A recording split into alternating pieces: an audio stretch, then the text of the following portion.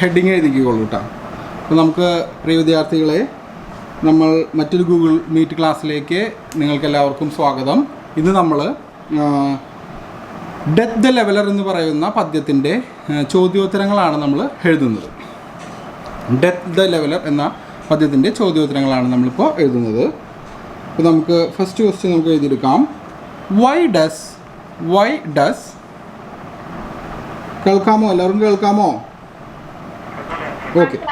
Okay. Why does the poet think that the glories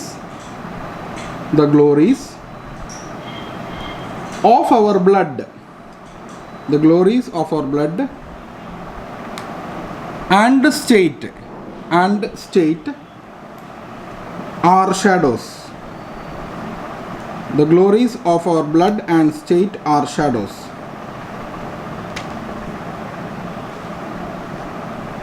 എഴുതിയാ? അവിടെ വരെ എഴുതിയാ? Question എഴുതിയെടുത്താ?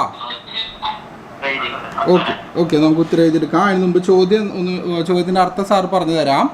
എന്തുകൊണ്ടാണ് കവി പറയുന്നത് നമ്മുടെ പാരമ്പര്യവും അതുപോലെ തന്നെ നമ്മുടെ അവസ്ഥയും ഒക്കെ വെറും നിഴലുകളാണ് എന്ന് കവി പറയാനുള്ള കാരണം എന്ത് എന്നാണ് ചോദ്യം. ഓക്കെ, അത് നിഴലുകൾ എന്ന് പറഞ്ഞാൽ മാഞ്ഞു പോകുന്നൊരു വസ്തു, അതിന് നിലനിൽപ്പില്ല എന്നാണ് ആ വാക്കുകൊണ്ട് ഉദ്ദേശിക്കുന്നത്. അപ്പോൾ നമുക്ക് അതിൻ്റെ ഉത്തരം എഴുതിയെടുക്കാം. ഉത്തരം എഴുതിയെടുത്തോളൂ. The poet thinks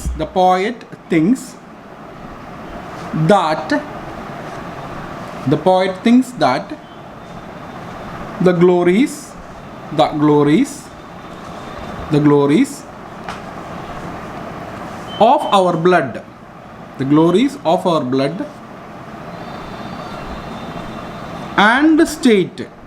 of our blood and state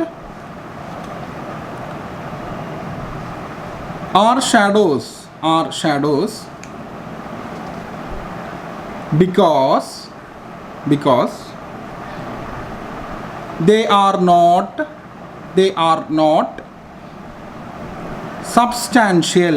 not substantial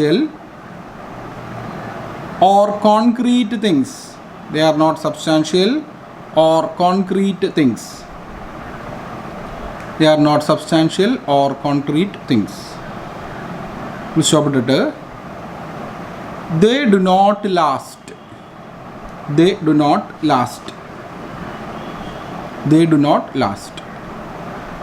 പ്രിയ വിദ്യാർത്ഥികൾ എഴുതിയോ? അവിടെ വരെ എഴുതിയോ?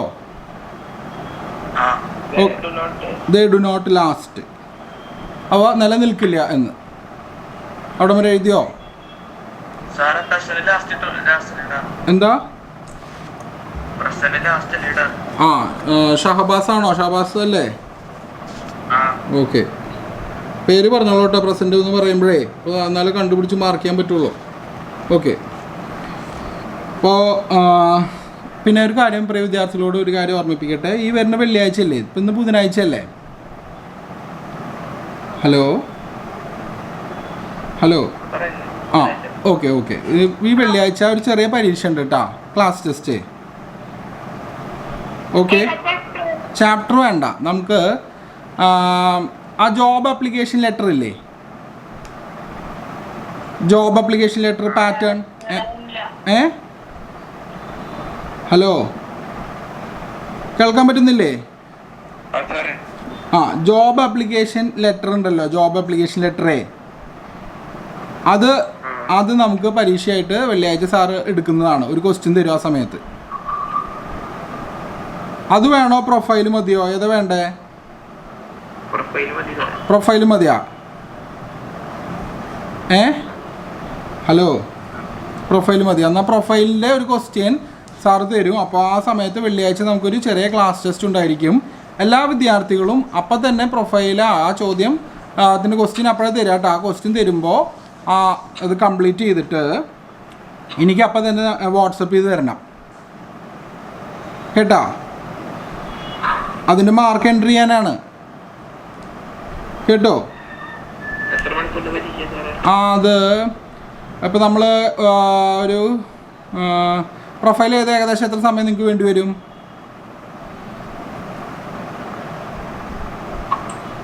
ഹലോ ഒരു 30 മിനിറ്റ് മതിയില്ലേ? പ്രൊഫൈൽ എഴുതി എനിക്ക് അയച്ചു തരാൻ 30 മിനിറ്റ് വേണ്ടല്ലോ. സാധാരണ പരീക്ഷയ്ക്ക് നമുക്ക് അത്ര ടൈം അവൈലബിൾ ആയിരിക്കില്ല. പക്ഷേ ഇതിപ്പോൾ നിങ്ങൾക്ക് ഒരു ക്ലാസ് ടെസ്റ്റ് ആയതുകൊണ്ട് കുറച്ച് ഡീറ്റെയിൽഡ് ആയിട്ട് എഴുതാൻ വേണ്ടിയിട്ടാണ്. എന്താ അത് മതിയോ? 30 മിനിറ്റ്. അപ്പോൾ നമുക്കൊരു ചോദ്യം കൂടി ഉൾക്കൊള്ളിക്കണോ?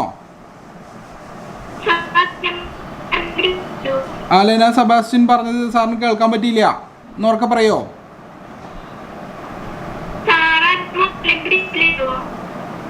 ഗ്രൂപ്പില് ഹലോ മോഡലാ പ്രൊഫൈലിൻ്റെ മോഡല് സാറിൻ്റെ യൂട്യൂബ് ക്ലാസ്സിലുണ്ട്. യൂട്യൂബ് ക്ലാസ്സിലേ പാറ്റേൺ ക്വസ്റ്റ്യനിലുണ്ട് കേട്ടാ. ഞാൻ സാർ ലിങ്ക് ഇട്ട് തരാം കേട്ടാ. അപ്പോൾ ശരിക്കും പ്രൊഫൈൽ എഴുതാൻ നമുക്ക് 10 മിനിറ്റിന് താഴെ ഉപയോഗിക്കാൻ പാടുള്ളൂ. ഇപ്പോൾ ഒരു 6 മാർക്കിൻ്റെ ചോദ്യമൊക്കെ ആണെങ്കിൽ. ഹലോ പക്ഷെ നിങ്ങൾക്ക് ഇപ്പോൾ ആദ്യത്തെ ഒരു ക്ലാസ് ടെസ്റ്റൊക്കെ ആണല്ലോ. അതായത് ഇതിപ്പോൾ നിങ്ങൾ പരിചയപ്പെട്ട് വരുന്നില്ലേ ഉള്ളൂ. അപ്പോൾ അതുകൊണ്ട് ഞാൻ നിങ്ങൾക്ക് ഒരു 30 മിനിറ്റ് സമയം തരാം. അപ്പോൾ അതിൻ്റെ ഉള്ളിൽ നിങ്ങൾ പ്രൊഫൈല് എഴുതി എനിക്ക് പോസ്റ്റ് ചെയ്യണം. എൻ്റെ ഇൻഡിവിജ്വൽ ആയിട്ടുള്ള വാട്സപ്പ് നമ്പറിൽ പോസ്റ്റ് ചെയ്താൽ മതി. ഒരു കാരണവശാലും അത് ഗ്രൂപ്പിലിടണ്ട കേട്ടോ. ഗ്രൂപ്പിലിടണ്ട. എൻ്റെ ഇൻഡിവിജ്വലായിട്ടുള്ള ഈ നമ്പറിലേക്ക് വാട്സപ്പ് ചെയ്താൽ മതി കേട്ടാ. പക്ഷേ നിങ്ങൾ വാട്സപ്പ് ചെയ്യുമ്പോൾ ആ എഴുതുന്ന പേപ്പറിൽ നിങ്ങളുടെ പേരും നിങ്ങളുടെ ട്രേഡും എഴുതണം. BCBF ആണെങ്കിൽ BCBF, FHW ആണെങ്കിൽ FHW എഴുതില്ല. അങ്ങനെ എഴുതിയാലാണ് എനിക്ക് മാർക്ക് ഇതിൽ എൻ്റർ ചെയ്യാൻ പറ്റുള്ളൂ കേട്ടോ. അപ്പോൾ അതുപോലെ ഓക്കെ. വെള്ളിയാഴ്ച ഞാൻ മറന്നു പോയാലും നിങ്ങൾ എന്നെ ഓർമ്മിപ്പിക്കണം. ഓക്കെ ശരി. ഓക്കെ, അപ്പോൾ നമുക്ക് അടുത്ത ചോദ്യം എഴുതിയെടുക്കാം. 11 മണിക്ക് തന്നെ സാധാരണ സമയത്ത് തന്നെ കേട്ടോ. ശരി, ഓക്കെ. അടുത്ത ചോദ്യം എഴുതിയെടുക്കാം. വാട്ട് ഡു സ്കെപ്റ്റർ എന്താണ്? ആ ചോദ്യത്തിന് ഉത്തരം ഇത് ചെറിയ ചോദ്യങ്ങളാണ്. അപ്പോൾ ആ ചോദ്യത്തിൻ്റെ ഉത്തരം അത്രേ ഉള്ളൂ കേട്ടോ. നമ്മൾ എഴുതി നിർത്തിയല്ലോ. ദേ ഡു നോട്ട് ലാസ്റ്റ് വരെ എഴുതിയല്ലോ. അവിടെ വരെ ഉത്തരം ഉള്ളൂ കേട്ടോ. ഓക്കെ, നമുക്ക് അടുത്ത ചോദ്യം എഴുതിയെടുക്കാം. ഓക്കെ, നമുക്ക് എഴുതിയെടുക്കാം. വാട്ട് ഡു സ്കെപ്റ്റർ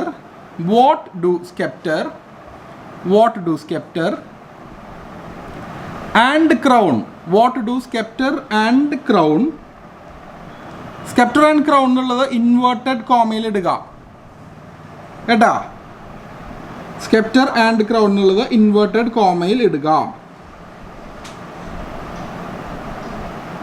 ഇൻവേർട്ടഡ് കോമയിൽ ഇട്ടാ. ഓക്കെ, എന്നിട്ട് ഇങ്ങനെ എഴുതു. And scythe and spade. SCYTHE and ANDSPADE. Scythe and spade നമ്മൾ പഠിച്ചെടുത്ത വാക്കുകളാണ് ഇതൊക്കെ കേട്ടാ. സിദെ ആൻഡ് സ്പേഡ് എന്ന് വെച്ചാൽ മൺവെട്ടിയും അതേപോലെ തന്നെ സിദെ ആൻഡ് സ്പേഡ് സാറ് പറഞ്ഞതല്ലോ. മൺവെട്ടിയും പിന്നെ ആ വാക്കെന്താ? അരിവാളും. അപ്പം അതിൽ സിദ എന്ന് പറയുന്നത് എന്താ? സിദയാണ് അരിവാള്, സ്പേഡ് എന്ന് പറയുന്നതാണ് മൺവെട്ടി. സാറിനൊരു ഡൗട്ട് ഉണ്ടായത്, സാറൊന്ന് ചെക്ക് ചെയ്തത്. നിങ്ങൾ പഠിച്ചെടുത്തതിൽ സന്തോഷം. ഓക്കെ, നമുക്ക് അത് എഴുതിയല്ലോ. സിദ ആൻഡ് സ്പേഡ് എഴുതിയല്ലോ. എന്നിട്ട് നമുക്ക് നോക്കാം. സ്റ്റാൻഡ് ഫോർ അത് കഴിഞ്ഞ് stand for. And what do they symbolise? Scythe and സ്പേഡും അതുപോലെ തന്നെ സ്കെപ്റ്റർ ആൻഡ് ക്രൗൺ എന്തിന് സിംബലൈസ് ചെയ്യുന്നു എന്നാണ് ചോദ്യം. സാർ ആ ചോദ്യം ഒരിക്കൽ കൂടി ആവർത്തിക്കാം. പ്രിയ വിദ്യാർത്ഥികൾ ഒന്ന് ശ്രദ്ധിക്കുക. What do sceptre and crown, അത് ഇൻവേർട്ടഡ് കോമയിലെ. അടുത്തത് and scythe and spade stand for. And what do they symbolise? അവ എന്തിനെയാണ് പ്രതിഫലിക്കുന്നത്, അതെന്തിനെയാണ് സൂചിപ്പിക്കുന്നത് എന്നാണ്. ഓക്കെ, മനസ്സിലായോ? അവിടെ വരെ എഴുതിയോ? ഹലോ, എഴുതി. ഓക്കെ, ഇപ്പോൾ നമ്മുടെ ചോദ്യം എന്താ? സ്കെപ്റ്റർ ആൻഡ് ക്രൗൺ എന്തിനെയാണ് പ്രതിഫലിക്കുന്നത്, അതുപോലെ തന്നെ സൂചിപ്പിക്കുന്നത്, അതുപോലെ തന്നെ സിദെ ആൻഡ് സ്പേഡ് എന്തിനെയാണ് സൂചിപ്പിക്കുന്നത്? സ്കെപ്റ്റർ ആൻഡ് ക്രൗൺ ആരെ ധരിക്കുക? രാജാവാണ് സ്കെപ്റ്റർ ആൻഡ് ക്രൗൺ ധരിക്കുക. സ്കെപ്റ്റർ എന്ന് പറഞ്ഞാൽ എന്താ? ചെങ്കോൽ കണ്ടിട്ടില്ലേ? രാജാവിൻ്റെ കയ്യിൽ ചെങ്കോൽ. കിരീടം, മറ്റേത് ക്രൗൺ, കിരീടം, ക്രൗൺ കിരീടം. അതുപോലെ തന്നെ സിതേ അരിവാൾ സ്പേഡ് എന്ന് വെച്ചാൽ മൺവെട്ടി. ഇത് സൂചിപ്പിക്കുന്നത് എന്താണ്? അപ്പോൾ സ്കെപ്റ്റർ ആൻഡ് ക്രൗൺ ധരിക്കുന്നത് രാജാവും സിതേ ആൻഡ് സ്പേഡ് ഉപയോഗിക്കുന്നത് സാധാരണ മണ്ണിൽ പണിയെടുക്കുന്ന തൊഴിലാളികളും. അപ്പോൾ നമുക്ക് അതിന് ഉത്തരം എഴുതിയെടുക്കാം. Okay, sceptre and crown, sceptre and crown, sceptre and crown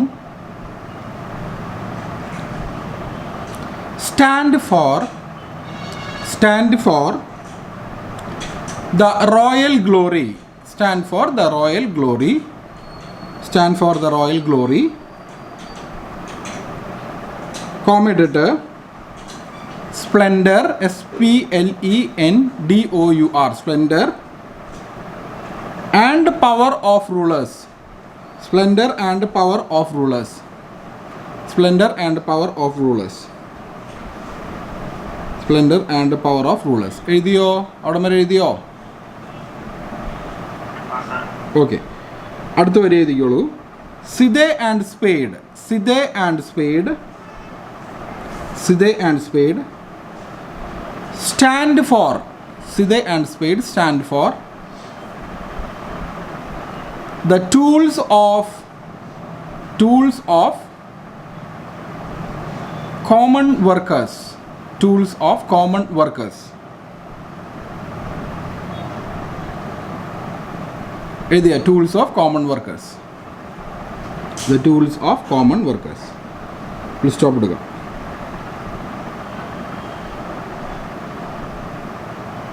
തുടർന്ന് നോക്കാം. Sceptre and crown, sceptre and crown, sceptre and crown symbolizes, scepter and crown symbolizes, ആരെയാണ് സിംബലൈസ് ചെയ്യുന്നത്? Very good. Sceptre and crown symbolises kings, sceptre and crown symbolises kings. Nobi പറഞ്ഞ വളരെ correct ആയിട്ടുള്ള ഉത്തരമാണ്. രാജാക്കന്മാരെയാണ് sceptre and crown, അല്ലെങ്കിൽ രാജാവിനെയാണ് sceptre and crown symbolise ചെയ്യുന്നത്. Symbolises kings. ബ്രാക്കറ്റിലെ അതോറിറ്റി, ബ്രാക്കറ്റിലെ authority. Whereas Sidhe and spade, whereas Sidhe and spade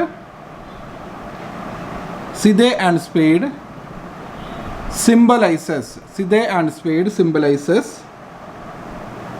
ordinary people, Sidhe and spade symbolizes ordinary people, Sidhe and spade symbolizes ordinary people. എഴുതിയോ? Ordinary people എന്ന് എഴുതിയോ? എന്തോ? ആ, okay. ബ്രാക്കറ്റിലെ the common masses, common mass എന്ന് വെച്ചാൽ സാധാരണ ജനങ്ങൾ എന്നാണ് കോമൺ മാസസ് എന്നുകൊണ്ട് ഉദ്ദേശിക്കുന്നത്. ആ ചോദ്യത്തിൻ്റെ മാർജിനിലെ വെരി ഇമ്പോർട്ടൻറ്റ് ക്വസ്റ്റ്യൻ എഴുതിക്കോ കേട്ടോ. മാർജിനിലെ വെരി ഇമ്പോർട്ടൻറ്റ് ക്വസ്റ്റ്യൻ എന്ന് എഴുതിക്കോ. Okay okay okay. ഇപ്പം ഞാൻ പറഞ്ഞ പ്രൊഫൈലിൽ ആരുടെ പേര് വേണമെങ്കിലും പ്രൊഫൈലായിട്ട് ചോദിക്കൂ കേട്ടോ. പ്രൊഫൈൽ പരീക്ഷ ഉണ്ടെന്ന് പറഞ്ഞില്ലേ, ക്ലാസ് ടെസ്റ്റ്. അപ്പോൾ നിങ്ങൾ ഒന്ന് അത് നിങ്ങൾ ആ ക്വസ്റ്റ്യൻ കിട്ടിക്കഴിഞ്ഞാൽ ഒന്ന് കണ്ടെത്തി. പക്ഷെ നിങ്ങൾക്ക് അറിയാവുന്ന ആൾക്കാരെയാണ് കോമൺ ആയിട്ട് ഞാൻ ചോദിക്കുക കേട്ടോ. ആ പാറ്റേൺ പഠിച്ചു വെക്കുക, എഴുതുന്ന രീതിയെ. ഞാൻ ആ പാറ്റേണിൻ്റെ ലിങ്ക്, യൂട്യൂബ് ക്ലാസ്സിൻ്റെ ലിങ്ക് ഈ ക്ലാസ് കഴിഞ്ഞത് നമ്മുടെ വാട്സപ്പ് ഗ്രൂപ്പിൽ ഇടാം കേട്ടോ. ഓക്കെ, ആ ശരി ശരി. അപ്പോൾ ഈ ക്വസ്റ്റ്യൻ വളരെ ഇമ്പോർട്ടൻ്റ് ആണ്. അത് മാർജിനിൽ വെരി ഇമ്പോർട്ടൻറ്റ് ക്വസ്റ്റ്യൻ എഴുതി വയ്ക്കുക. ഇനി നമുക്ക് അടുത്ത ചോദ്യം എഴുതിയെടുക്കാം. Why does the poet say that? Why does the poet say that there is no armor? There is no armor. There is no armor against fate. Why does the poet says that there is no armor against fate? എഴുതിയാ? അവിടെ വരെ എഴുതിയാ? Okay. എന്തുകൊണ്ടാണ് കവി വിധിക്കെതിരെ ഒരു കവചം, against fate, fate എന്ന് വെച്ചാൽ വിധി. ഓക്കെ, അവിടെ വരെ എഴുതിയാ? ഓക്കെ. എന്തുകൊണ്ടാണ് കവി വിധിക്കെതിരെ ഒരു കവചം ഇല്ല എന്ന് പറയാൻ കാരണമെന്നാണ് ചോദ്യം. നമുക്ക് ഉത്തരം എഴുതിയെടുക്കാം. The poet says that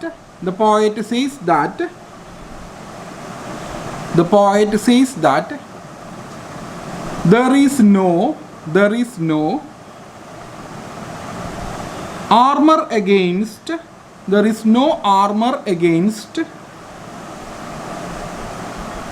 fate. There is no armor against fate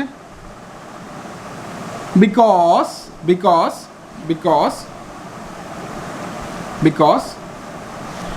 എന്താണ്? Because death comes to everyone. അവിടെ വരെ എഴുതിയ because death comes to everyone എന്ന് എഴുതിയ? ഹലോ, എഴുതിയോ? എല്ലാവരും എഴുതിയോ? Because death comes to everyone. Okay, sir അടുത്ത വരി പറയട്ടെ. ഹലോ, കേൾക്കാമോ? ഓക്കെ. ആ വാചകത്തിൻ്റെ അർത്ഥം എന്താ വെച്ച് കഴിഞ്ഞാൽ മരണം എല്ലാവർക്കും വരും, അതുകൊണ്ടാണ് കവി അങ്ങനെ പറഞ്ഞത്. അതായത് death comes to everyone എന്ന് പറയാൻ കാരണം അതാണ്. മനസ്സിലായല്ലോ അല്ലേ? ഓക്കെ, നമുക്ക് അടുത്ത വരി എഴുതാം. Nobody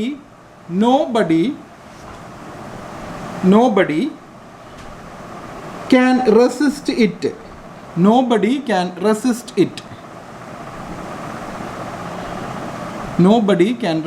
it. ഫുൾ സ്റ്റോപ്പ് ഇടുക. എന്നിട്ട് ഇങ്ങനെ എഴുതൂ. No armor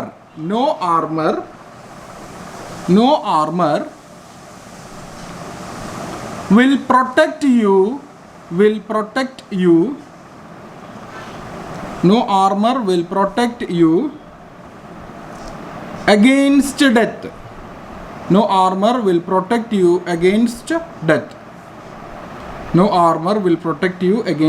death. എഴുതിയോ? No armor will protect you against death. അവിടെ വരെ എഴുതിയോ? ഓക്കെ, എല്ലാവരും എഴുതിയാ? എന്താ പെൺകുട്ടികളുടെ സൗണ്ട് കേൾക്കാത്തെ?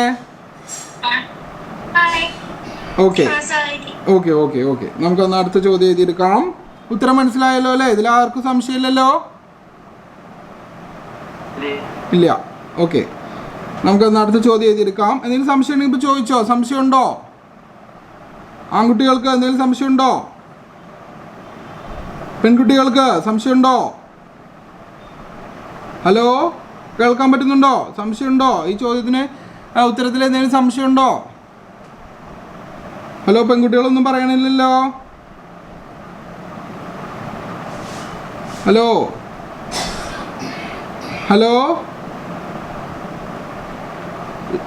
ലെന, സെബാസ്റ്റ്യൻ, ഡയാന, രണ്ടുപേരും ഒന്നും മിണ്ടുന്നില്ലല്ലോ.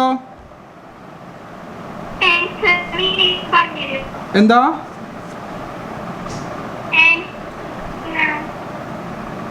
ഏതാ വാക്കൊന്നും തെളിച്ചു പറയോ? സാറിന് കേൾക്കാൻ പറ്റുന്നില്ല. ആർമറാണോ? ആർമർ എന്ന് വെച്ച് കഴിഞ്ഞാൽ രക്ഷാ കവചം എന്നാണ് അർത്ഥം. ഉദാഹരണത്തിന് നമ്മൾ പണ്ടത്തെ ചലച്ചിത്രങ്ങളിലൊക്കെ യുദ്ധ പോരാളികൾ ധരിക്കുന്ന, അവരുടെ നെഞ്ചത്ത് ധരിക്കുന്ന പടച്ചട്ടകൾ കണ്ടിട്ടില്ലേ? പടച്ചട്ടകൾ. ഹലോ, ആ പടച്ചട്ടകൾ ആളുകൾ പടച്ചട്ടകളുമേ യുദ്ധത്തിന് പോകുമ്പോൾ വാളുകൊണ്ട് വെട്ടുമ്പോൾ അവർക്ക് ഒരു കവചം പോലെ അത് അവരെ സംരക്ഷിക്കും. ഇല്ലേ? ഹലോ, കേൾക്കാമോ? ലെന, കേൾക്കാമോ? അപ്പോൾ അങ്ങനെ സംരക്ഷിക്കാൻ വിധിക്കെതിരെ നമുക്കൊരു കവചം ഇല്ല, നമ്മളെ പ്രൊട്ടക്റ്റ് ചെയ്യാനേ. അതായത് പോരാളികൾക്ക് വിധിക്കെതിരെ അവർക്കൊരു സംരക്ഷണത്തിൻ്റെ ഭാഗമായിട്ടൊരു കവചം ഇല്ല. ഇപ്പോൾ അൾട്രാ മോഡേൺ ആയിട്ടുള്ള കവചങ്ങളൊക്കെയാണ് യുദ്ധ പോരുകൾക്ക് ഉപയോഗിക്കുന്നത്. രാജ്യങ്ങൾ തമ്മിലുള്ള യുദ്ധങ്ങൾക്ക് ഇപ്പോൾ ഉപയോഗിക്കുന്നത് ബുള്ളറ്റ് പ്രൂഫ് ആയിട്ടുള്ള വെസ്റ്റുകളൊക്കെയാണ്. വെടിയുണ്ടയെ നെഞ്ചിലേക്ക് കടക്കാതിരിക്കാൻ വേണ്ടി ആസ്ബറ്റോസും തുടങ്ങിയ ആസ്ബറ്റോസ് പോലത്തെ കോമ്പൗണ്ടുകളും അതുപോലെ തന്നെ ചില മെറ്റലുകളൊക്കെ ഉപയോഗിച്ച് മെഷുകളൊക്കെ ഉപയോഗിച്ച് ലെയർഡ് ആയിട്ടുള്ള ബുള്ളറ്റ് പ്രൂഫ് കവചങ്ങളാണ് ഇപ്പോൾ, ബുള്ളറ്റ് പ്രൂഫ് വെസ്റ്റുകളാണ് ഉപയോഗിക്കുന്നത്. ആർമറായിട്ട്. പണ്ട് കാലങ്ങളിൽ യുദ്ധപോരാളികൾ ഉപയോഗിച്ചിരുന്നത് എന്താ? ഈ പടച്ചട്ടയാണ്. അപ്പോൾ ഈ ഇതേപോലത്തെ ഒരു പടച്ചട്ട ഉണ്ടെങ്കിൽ നമുക്ക് വിധിയെ തടുക്കാൻ പറ്റുമോ? താൽക്കാലികമായി യുദ്ധത്തിൽ വരുന്ന വെടിയുണ്ടകളെയും വാളിൻ്റെ വെട്ടിനെയൊക്കെ, വാളിൻ്റെ വെട്ടാണ് ഈ കവിതയിൽ ഈ സാഹചര്യത്തിൽ ഉദ്ദേശിച്ചിട്ടുള്ളത്, തടുക്കാൻ പറ്റും. പക്ഷെ വിധിയെ നമുക്ക് തടക്കാൻ പറ്റുമോ എന്നാണ്. പറ്റില്ലല്ലോ, ഇല്ല. അപ്പോൾ അതാണ് ഇവിടെ പറഞ്ഞത്, there is no armour against fate. വിധിക്കെതിരെ ഒരു പടച്ചട്ട ഇല്ല, ഒരു കവചം ഇല്ല എന്നാണ് പറഞ്ഞിരിക്കുന്നത്. മനസ്സിലായോ? ക്ലിയർ ആയല്ലോ അല്ലേ? ഇനി എന്തെങ്കിലും സംശയമുണ്ടോ? ഹലോ ഡയാന, സൗണ്ട് കേൾക്കാമല്ലോ. Okay okay. നോബി അടുത്ത വരിയിലേക്ക് പോട്ടെ, അടുത്ത ചോദ്യത്തിലേക്ക് പോട്ടെ. ഓക്കെ, നമുക്ക് അടുത്ത ചോദ്യത്തിലേക്ക് കിടക്കാം. അപ്പോൾ നമ്മൾ അവസാനം എഴുതിയത് no armour will protect you against death വരെയല്ലേ നമ്മൾ പറഞ്ഞ് എഴുതി നിർത്തിയത് അല്ലേ? ഓക്കെ, നമുക്ക് അടുത്ത ചോദ്യം എഴുതിയെടുക്കാം. Some men with swords may reap the field.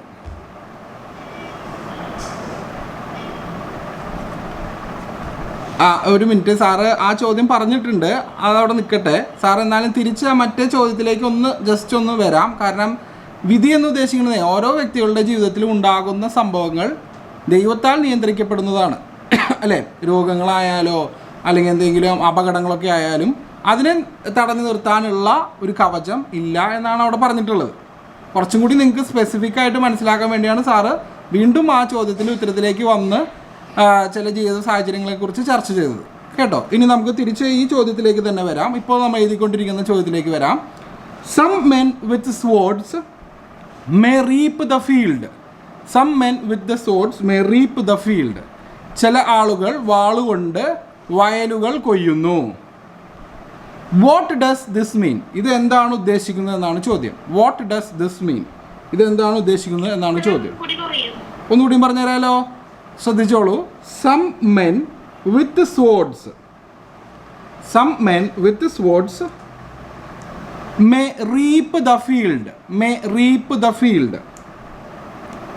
What does this mean? What does this മീൻ? എഴുതിയോ? Some men with swords may reap the field. Reap the field എന്ന് ഇവിടെ ഉദ്ദേശിച്ചുള്ളത് എന്താണെന്നറിയോ? ഹലോ ഹലോ ഇവിടെ നമ്മൾ റീപ്പ് ദ ഫീൽഡ് എന്ന് വെച്ചാൽ കൊയ്യുക. ഇവിടെ നമ്മളെ കവിയുടെ ഭാവനയിൽ നമ്മളെ എങ്ങോട്ടാണ് ക്ഷണിച്ചിട്ടുള്ളത്? യുദ്ധക്കളത്തിലേക്കാണ് വാക്കുകൾ കൊണ്ട് ക്ഷണിച്ചിട്ടുള്ളത് അല്ലേ? അവിടെ കൊയ്യുന്നത് എന്താണ്? ഗോതമ്പോ നെൽക്കതിരോ എങ്ങാനാണോ?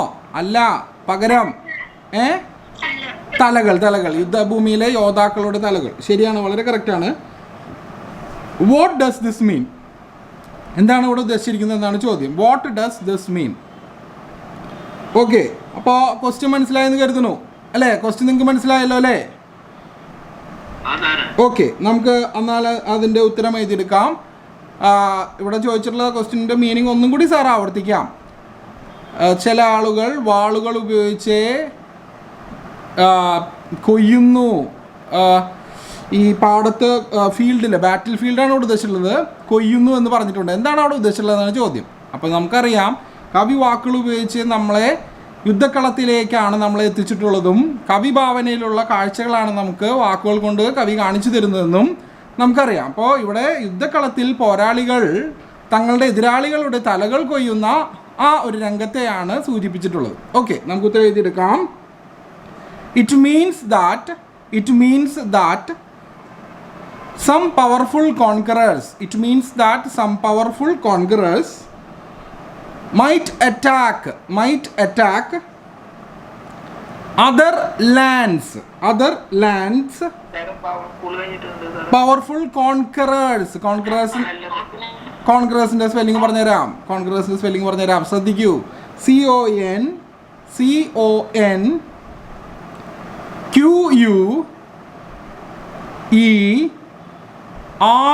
CONQUERS എഴുതിയോ? കോൺകറേഴ്സ്.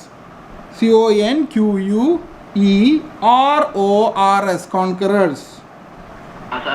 കോൺകറേഴ്സ് എന്ന് വെച്ച് കഴിഞ്ഞാൽ കീഴടക്കുന്നവർ. രാജാക്കന്മാരാണല്ലോ കീഴടക്കുക, ഇവിടെ പോരാളികളാണ് കീഴടക്കുന്നവർ. കോൺകർ ചെയ്യുക, കീഴടക്കുക. കോൺകറേഴ്സ് കീഴടക്കുന്നവർ. എഴുതിയോ? അതിൻ്റെ അർത്ഥം മുകളിൽ എഴുതി വെച്ചോട്ടാ ആൻവിൻ. അപ്പോൾ നമുക്ക് പിന്നെ ആ വാക്കുകൾ നോക്കാൻ പറ്റും. ആൻവിൻ എഴുതിയോ? ഹലോ, എഴുതും. ഓക്കെ. കോൺഗ്രസ് മൈറ്റ് അറ്റാക്ക് ചെയ്യുക. ATTACK attack other lands. Might attack other lands and occupy them.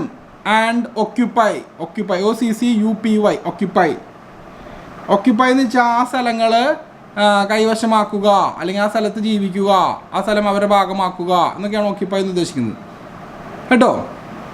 occupy them. എഴുതിയോ? എഴുതിയാ? occupy എന്ന് വെച്ചാൽ ആ സ്ഥലങ്ങൾ നമ്മൾ കീഴടക്കി അത് നമ്മുടെ കീഴിലാക്കുക എന്നാണ് ഉദ്ദേശിച്ചിട്ടുള്ളത്. എഴുതിയല്ലോ അല്ലേ? Here the poet means that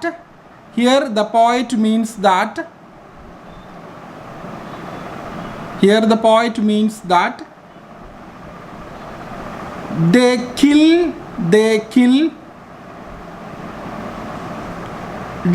opponents. Here the poet കഴിഞ്ഞിട്ട് ദ കോൺകറേഴ്സ് എഴുതിക്കോട്ടെ സാർ. കോൺകറേഴ്സ് പറയാൻ വിട്ടുപോയതാ. കോൺകറേഴ്സ് കില്ല് ഇതിന് പകരം കോൺകറേഴ്സ് കിൽ their opponents എതിരാളികൾ. Conquerors kill their opponents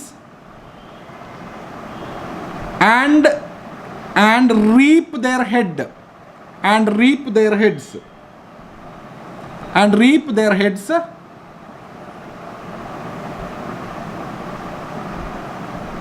to occupy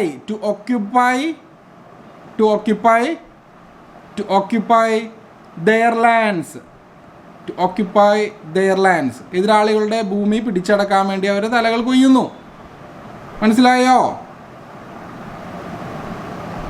hello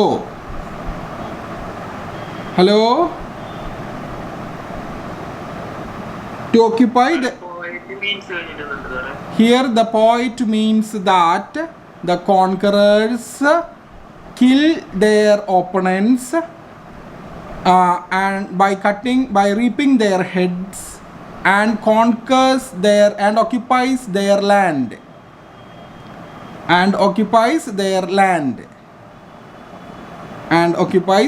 land. എഴുതിയോ? ഓക്കെ. അപ്പോൾ എതിരാളികളെ കീഴടക്കി അവരുടെ തലകൾ കൊയ്ത് ആ ഒരു ഉപയോഗിച്ചിരുന്ന സ്ഥലമൊക്കെ വെട്ടിപ്പിടിച്ചടക്കുക എന്നാണ് അവിടെ ഉദ്ദേശിച്ചിട്ടുള്ളത്, ആ വരി കൊണ്ട് ഉദ്ദേശിച്ചിട്ടുള്ളത്. Some men with swords may reap their field എന്ന് വെച്ച് കഴിഞ്ഞാൽ റീപ് ദ ഫീൽഡ് എന്ന് വെച്ചാൽ അതാണ് ഉദ്ദേശിച്ചിട്ടുള്ളത്. അടുത്ത വരിയും കൂടെ എഴുതിക്കോ. Napoleon and Hitler are good examples. Napoleon and Hitler are good examples of such mighty men. Napoleon spelling വേണോ? Napoleon.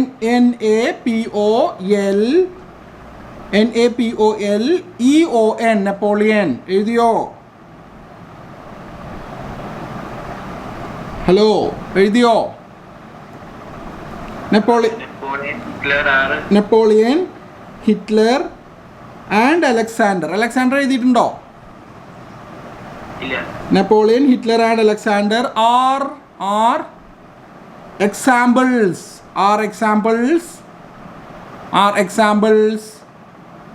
of such mighty men. എഴുതിയോ? are examples of such mighty men. എഴുതിയോ? ഹലോ, മൈറ്റി സ്പെല്ലിംഗ് സാർ പറഞ്ഞുതരാം. MIGHTY. Mighty എന്ന് വെച്ചാൽ ശക്തിയേറിയ. Okay, mighty men. Okay, എഴുതിയല്ലോ. അപ്പോൾ ഇന്നൊക്കെ ഇത് മതി, ഇത്ര ചോദ്യോത്തരങ്ങൾ മതി. അടുത്ത ദിവസം പരീക്ഷയ്ക്ക് എല്ലാവരും ഒരുങ്ങാട്ടാ. എല്ലാവരും നന്നായി പഠിച്ചു വരില്ലേ? ഹലോ, ഓക്കെ ഓക്കെ ആ ഓക്കെ, വെൽക്കം വെൽക്കം.